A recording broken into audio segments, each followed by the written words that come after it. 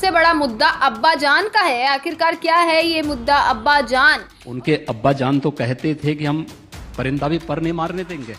आप अब्बा जान बने ही नहीं, आप अब्बा जान की कीमत जानते ही नहीं, आप अब्बा जान की श्रेणी में आते ही नहीं और अब्बा जान को बदनाम करने चले गए। रामजादों की सरकार बनेगी या हरामजादों की?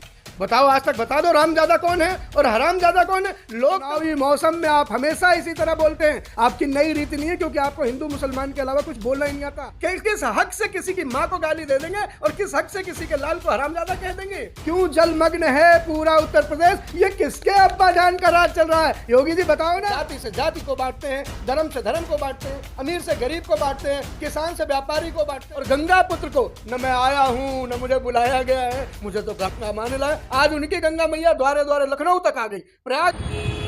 नमस्कार, मैं दामिनी शर्मा और सजग भारत में एक बार फिर से आपका बहुत बहुत स्वागत करती हूं। और इस वक्त हमारे साथ मौजूद हैं संदीप मिश्रा। संदीप मिश्रा आम आदमी पार्टी के प्रवक्ता भी रह चुके हैं और अभी भी हैं आप प्रवक्ता आम आदमी पार्टी के। और इससे पहले भी काफ़ी सारी डिबेट्स में आपने इनको देखा होगा, अलग अलग मुद्दों पर बातचीत करते हुए देखा होगा। और आज हम भी यूपी चुनाव के जो माहौल बना हुआ है उस पर संदीप मिश्रा से बात करेंगे कि यूपी चुनाव में आखिरकार क्या होने वाला है, क्योंकि सबकी नज़र इस वक्त यूपी के चुनाव पर गड़ी हुई है कि यूपी में किसका खेल बदलेगा, क्या हेर फेर होगा और क्या रहेगा। संदीप मिश्रा से जानेंगे कि क्या है यूपी में, क्या होने वाला है। अभी सबसे बड़ा मुद्दा अब्बा जान का है। आखिरकार क्या है ये मुद्दा अब्बा जान और लोग क्या सोचते हैं इस मुद्दे पर? राम जन्मभूमि के भव्य मंदिर निर्माण का कार्य शुभारंभ हो चुका है। उनके अब्बा जान तो कहते थे कि हम परिंदा भी पर नहीं मारने देंगे। सर, आपका बहुत बहुत स्वागत है हमारे चैनल पे। सबसे पहले तो थैंक यू वेरी मच, बहुत बहुत शुक्रिया। सबसे पहले तो सर, अब्बा जान बड़ा उछाल वाला मुद्दा जो है वो सामने आ रहा है। योगी जी ने एक शब्द यूज़ किया अब्बा जान। वो शब्द किसके लिए था सब जानते हैं, और इस शब्द पर जो घमासान बवाल मचा हुआ है उसके बारे में आपकी क्या राय है? धरती पर माँ जब बच्चे को जन्म देती है तो 9 महीने पेट में रखती है, इसलिए माँ का कद हमेशा बड़ा बताया गया। लेकिन पिता तो ज़िंदगी भर अपने बच्चे को दिमाग में रखता है। पिता के साथ हमेशा अन्याय होता रहा, पहली बार नहीं है। कभी भी ममता की बात चलेगी तो माँ का नाम आ जाता है, लेकिन कभी ये नहीं कहता कोई कि पिता ने कितना परिश्रम किया है। एक घर जिसमें बच्चे खिलते हैं, खिलखिलाते हैं, खेलते हैं, उस घर को अपने कंधे पर कौन ढोता है? पिता। एक पिता की बनियान की छेद आप गिनती कर सकते हैं, लेकिन अपने बच्चे के पढ़ने के लिए बस्ता और जूता वो खरीद के लाता है। पता नहीं उसे अपने लिए कब मिठाई खरीदी होगी, लेकिन बच्चा कहता है कि चॉकलेट लाना है तो बाप लेके आता है। तो सीधे सीधे बात कीजिए ना। सीधा सीधा ये कहता हूँ कि बाप का महिमा वो समझेगा जो खुद पुत्र रत्न को जन्म दे। पितृ ऋण से कोई तब उऋण हो सकता है जब उसने संतान उत्पन्न किया हो। मातृ ऋण से कोई तब उऋण हो सकता है जब उसने कन्यादान किया हो। तो जो अब्बा जान पुकार रहे हैं, उन्होंने तो मुखाग्नि भी नहीं दी है, कन्यादान तो दूर की बात है, अपने पिताजी को कांधा भी नहीं दिया। ठीक है, वो सन्यासी हैं, आज वो मठाधीश हो सकते हैं, लेकिन मठाधीश, सन्यासी और लोकतंत्र के सत्ताधीश होने में, राजा होने में और मुख्यमंत्री होने में अंतर है। जब जब चुनाव आते हैं तो आप अपने इस जुबान से जहर बुझे तीर ही क्यों चलाते हैं? तब जब आप सांसद थे, मुझे खूब अच्छा याद है कि संसद के पूरे भरे मंदिर में एक शख्स रोता हुआ, चिल्लाता हुआ, आंखों में आंसू भरे हुए, हाथ जोड़कर अपनी जान की गुहार लगा रहा था, मुझे बचा लो, ये मुझे मार देंगे, क्या मैं सांसद नहीं हूँ? आज वो शख्स इतना पावरफुल हो गया कि अब्बा जान कह के तंज कस रहा है। अरे अब्बा जान की महिमा समझिए प्रभु। अब्बा जान होना किसी घर के, किसी कुल के, किसी परिवार की मर्यादा को, किसी बहन बेटी की इज्जत को सुरक्षित रखना, किसी पुत्री को संरक्षण देना, किसी पुत्री को उसके परिवार से दूसरे परिवार तक विदा करना है। अब्बा जान होना आसान नहीं है।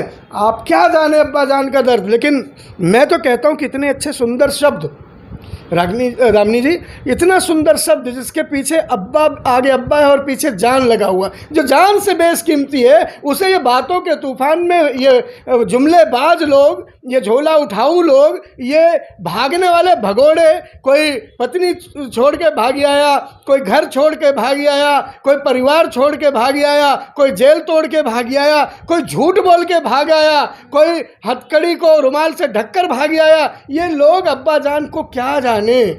सिर्फ धर्म के लिए अगर राजनीति करने बैठे हो तो ऐसी राजनीति देश के लिए घातक है। उनका कहना है कि हमने अब्बा जान वर्ड जो यूज किया है, इसमें हमने कुछ गलत नहीं किया है। मैंने भी तो कुछ नहीं कहा है।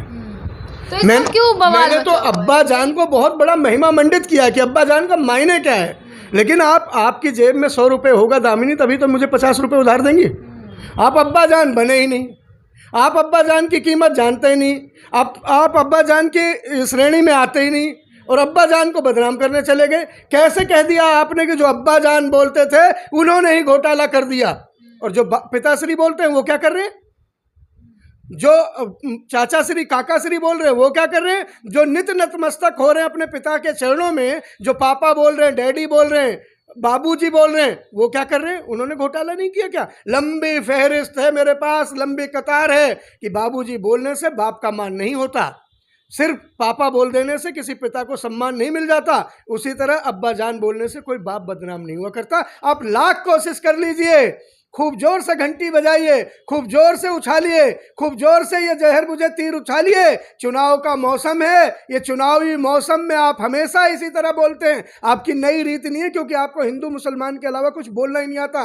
ये तो शुक्र है प्रभु राम का, सितंबर में बारिश हो रही है। सितंबर में बारिश नहीं होती। सितंबर में बारिश होने से अयोध्या, रायबरेली, लखनऊ, फर्रुखाबाद, गाजियाबाद, नोएडा, विकास की पोल कैसी खुली हुई सड़कों पर। 6 घंटे से आज 7 घंटे से लखनऊ में लाइट नहीं थी, कार बहने की तैयारी में थी, और गाजियाबाद तो आप होके आई हैं, देख के आई होंगी क्या स्थिति है। यूपी में हो क्या रहा है? अब बता दो किसके अब्बा जान ने सड़क बनवाई थी? अब बता दो योगी जी, किसके अब्बा जान का ये दुष्परिणाम भुगत रहा है यूपी? अब बता दो योगी जी, किसके अब्बा जान के राज में ये लाइटें कट रही हैं? अब बता दो योगी जी, क्यों जलमग्न है पूरा उत्तर प्रदेश? ये किसके अब्बा जान का राज चल रहा है? योगी जी बताओ ना, अब्बा जान बन के दिखाओ। अब तो पूरे के पूरे उत्तर प्रदेश ने एक तरह से आपको सत्ता दिया है। आप उस भेष में हैं जो पूजनीय है, जो हमेशा आदरणीय हैं। आप वैसे ही बाप स्वरूप हैं, क्योंकि आप तो उस भेष में हैं। आप तो सबके पिता हैं, और यूपी ने तो मुहर भी लगा दी है। अब पिता का रोल निभाओ ना, अब काहे भाग रहे हो? अब आपने कुछ नहीं किया है तो दूसरे के अब्बा जान में खोट निकालोगे, क्योंकि आप बाप बन के कुछ नहीं कर पाए। अच्छा, जब तक चुनाव नजदीक आते हैं, बंगाल में हमने देखा था ममता बनर्जी के लिए इस्तेमाल हुआ था दीदी ओ दीदी, इसके बाद इस प्रकार के शब्द अब इस्तेमाल हुए अब्बा जान। तो क्या है ये रणनीति खेल पूरा? देखिए, इनके पास एक टीम है, इनके पास एक प्रशिक्षित टीम है जो सिर्फ नफरत की राजनीति करती है। एक ऐसे पढ़े लिखे लोग हैं जो इन्हें रटाया गया है। राम जाने इन्हें कौन रटाता है नफरत, राम जाने इन्हें कौन रटाता है बैर। मैं आपको नाम गिनाऊंगा। एक राधा मोहन जी हैं, बहुत बड़े नेता हैं, उत्तर प्रदेश के प्रभारी भी हैं, आपने नाम सुना होगा। वो ओवैसी को कहते हैं ये वायरस है, और ऐसे वायरसों का इलाज बीजेपी ने ढूंढ लिया। अब बता दो, ओवैसी साहब बैरिस्टर हैं, पढ़े लिखे आदमी हैं, अच्छी तार्किक क्षमता के हैं, देश के संसद में चुने हुए प्रतिनिधि हैं, सांसद वायरस कैसे हो गया? अब सिर्फ वो मुसलमान है इसलिए वायरस हो जाएंगे क्या? या मुसलमान इस देश में कुछ भी कह दोगे, मुसलमान होने का मतलब आप गाली दे दोगे और मान लेंगे? मैं हिंदू हूं, इसमें मुझे किसने अधिकार दे दिया कि मैं दूसरे धर्म वाले को गाली दे दूं? एक इनके बहुत बड़े साधु ही हैं, मैं भगवा वालों की बात कर रहा हूं, निरंजन ज्योति जी।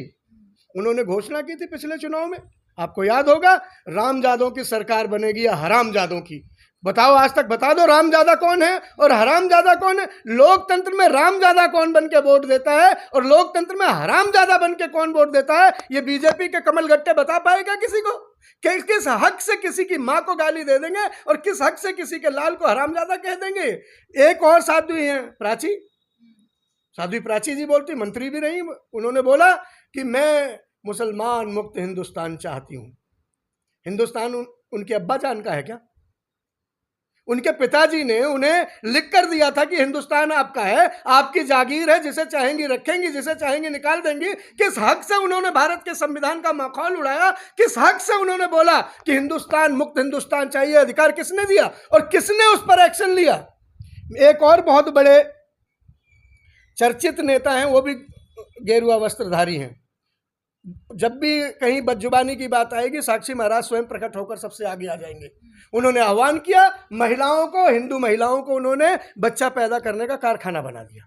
उन्होंने आह्वान किया था कि हिंदू औरतों को 4 बच्चे पैदा करने चाहिए, इससे हिंदू धर्म बचेगा। अब बताओ, कोई औरत 1 बच्चा पैदा करना चाहे, 2 करना चाहे, 3 करना चाहे, 4 करना चाहिए, कितने करने चाहिए? भारत का संसद और भारत के लोग कहते हैं कि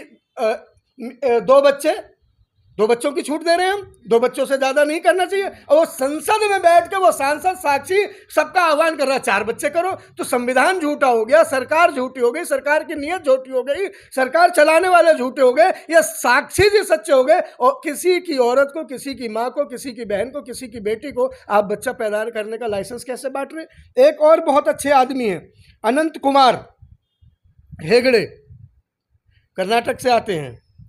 उन्होंने वहाँ के सिद्धरमैया जी को चप्पल चाट बोला था और उन्होंने कहा, सरेआम कहा कि संविधान को बदलने के लिए बीजेपी सरकार में आई है और हम जल्द संविधान बदल देंगे।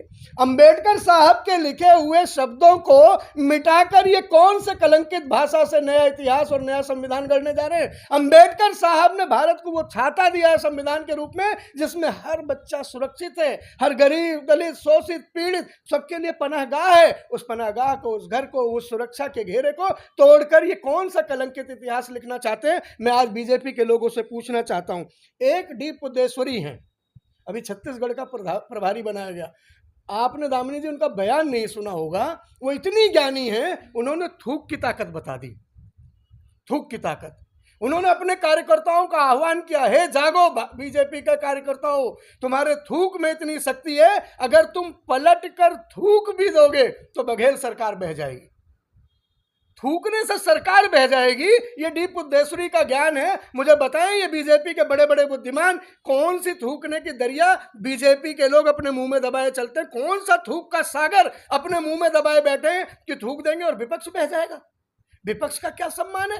विपक्ष का सम्मान देखिए, बंशीधर रावत है, उत्तराखंड के एक मुख्यमंत्री अध्यक्ष रहे। आज इंदिरा हृदय जी विपक्ष की नेता नहीं, वयोवृद्ध नेता थी। मंच से उन्हें कहा कि वो बुढ़िया बोल रही है। बुढ़िया, उस बुढ़िया के पास हम जाएं, क्यों जाएं? अब उसके पास बचा क्या है? किसी एक विपक्ष की नेता को, एक कद्दावर नेता को जो 6 बार 7 बार विधानसभा में रही हो, जो विधानसभा की विपक्ष की नेता हो, उनको आप बुढ़िया कह के संबोधित कर रहे हो? त्रिवेंद्र रावत ने जब मुख्यमंत्री थे तो ट्वीट या माफी भी मांगी थी। ऐसे ही तमाम ये जो बोल बचन लोग हैं, ये सिर्फ बोलने का काम क्यों करते हैं चुनाव के टाइम में? ये डिवाइड एंड रूल, ये बीजेपी में हिंदुस्तानी है, डलहौजी की कोई आत्मा इनमें घुसी हुई है। डलहौजी ने भी यही काम किया था, भारत में डिवाइड एंड रूल, बांटो और राज करो। ये जाति से जाति को बांटते हैं, धर्म से धर्म को बांटते हैं, अमीर से गरीब को बांटते हैं, किसान से व्यापारी को बांटते हैं। और क्या कर रहे हैं आप? क्या कर रहे हैं आप? देश को क्या संदेश देना चाह रहे हैं? युवाओं को क्या संदेश देना चाह रहे हैं? आप नाम बदलेंगे, अलीगढ़ को हरिगढ़ कर देंगे। अब हरिगढ़ कर दीजिए, बढ़िया। हरिगढ़ करने से सारे अलीगढ़ में लाइट के बल्ब जल जाएंगे। योगी जी बताइए, अलीगढ़ को हरिगढ़ करने से सारी सड़कें सुंदर बन जाएंगी। अलीगढ़ को हरिगढ़ कहने से सारे बेरोजगार लोगों को रोजगार मिल जाएगा। अलीगढ़ को हरिगढ़ कहने से अलीगढ़ में बलात्कार नहीं होगा। आपके यूपी में 2 घंटे में एक बलात्कार हो रहा है। सारे नाम बदल दो, बलात्कार का नाम भी है पूज्य योगी जी, सत्कार रख दो, लोग कहेंगे ही नहीं बलात्कार हुआ। पर वो कहते हैं यूपी में विकास की गंगा बह रही है, एक बार जरा उठ के तो देखिए। गांव-गांव में हमने बिजली पहुंचा दी है, पानी की सुविधाएं बेहतर हैं और रोजगार का तो वादा कर ही रहे हैं। 4 लाख रोजगार के पोस्टर पूरी दिल्ली में देख रहे हैं, अलग अलग राज्यों में देख रहे हैं। अभी एक आपने पोस्टर देखा था, बोले विकास की गंगा बह रही। विकास की गंगा तो आज पूरा उत्तर प्रदेश देख रहा, अपने घर में डरा हुआ। गंगा घर घर, दरवाजे दरवाजे, गली गली घूम रही है लोगों को डुबाने के लिए। इतना बाढ़ का पानी जैसा गलियों में बह गया है। 6 घंटे की बरसात में पूरे यूपी में गंगा आ गई है, जलमग्न, जल प्रलय हो गया है। इस तरह की स्थिति है। गंगा तो वो ले आए, अनचाही गंगा ले आए। अब उस गंगा से हाथ जोड़कर और गंगा पुत्र को, न मैं आया हूं न मुझे बुलाया गया है, मुझे तो गंगा माने लाए। आज उनकी गंगा मैया द्वारे द्वारे लखनऊ तक आ गई। प्रयाग में बहने वाली गंगा, प्रयागराज इलाहाबाद में, हरिद्वार में बहने वाली गंगा, बुलंदशहर आपके गांव में बहने वाली गंगा आज गाजियाबाद तक आ गई हैं। कौन रोकेगा गंगा की इस बहती धारा को? क्योंकि आपने कोई काम किया नहीं, आपने गंगा को रोकने की तैयारी नहीं की, गंगा आपके घर तक आ गई।